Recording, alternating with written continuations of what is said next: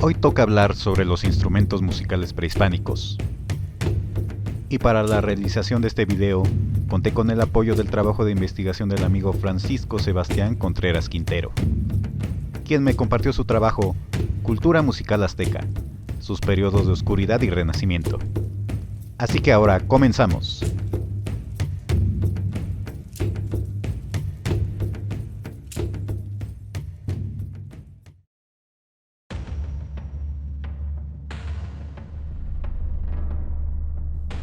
Uno de los diversos puntos de coincidencia de las culturas prehispánicas, del actual Centro y Norteamérica, era el que tenía que ver con el aspecto musical. Es imposible saber tanto la cantidad, calidad y complejidad de instrumentos musicales que desarrollaron y usaron durante miles de años, así como la forma en que los clasificaban en esa época, si es que los clasificaban en grupos como hoy lo hacemos. Sin embargo, usando clasificaciones a nivel mundial, podemos hablar de 4 vertientes principales: ideófonos, membranófonos, aerófonos y cordófonos. Un ideófono es un instrumento que crea sus propios sonidos al ser golpeado, sacudido o raspado, destacando en este grupo los llamados teponaztli, ayacaxtli o ayachicahuastli, coyoltins o ayoyotes y raspadores o tlachiqui. El teponaztli ya castellanizado, también llamado huehuedo horizontal, está constituido por un tronco hueco de madera con 2 lengüetas en su parte superior, en forma de H, el cual localizamos representado en códices prehispánicos y coloniales, incluso en piedra. De hecho, algunos de estos han sobrevivido a nuestros días. Sirva de ejemplo los siguientes.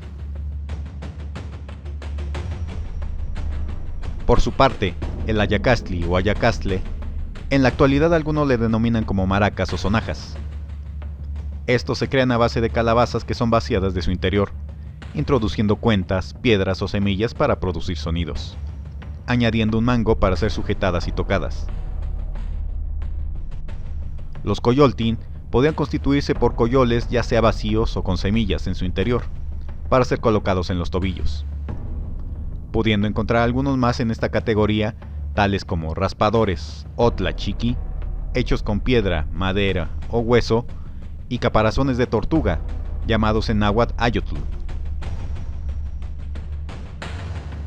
Membranófono. El ejemplo clásico de un membranófono prehispánico es el huehue. Los membranófonos tienen integrada al cuerpo principal una membrana que vibra al ser golpeada, siendo la membrana la que genera el sonido, mismo que es amplificado por el tambor de madera que le sirve de marco, saliendo el sonido por los orificios de la parte inferior. Teniendo aquí 2 ejemplos sobrevivientes de la época prehispánica.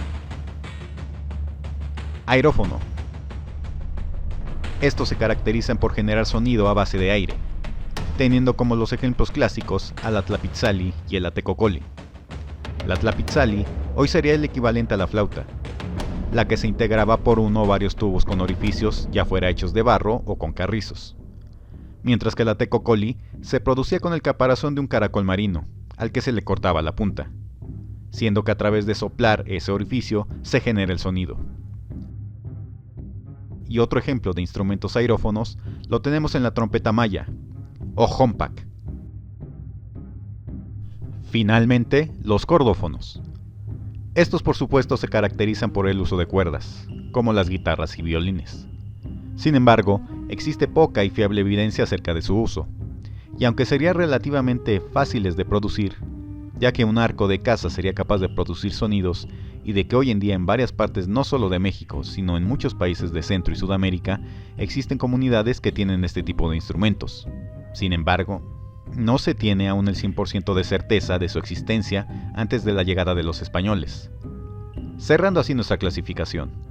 Claro, cada instrumento referido aquí y otros más merecerán su propio video, así que esperen la siguiente entrega.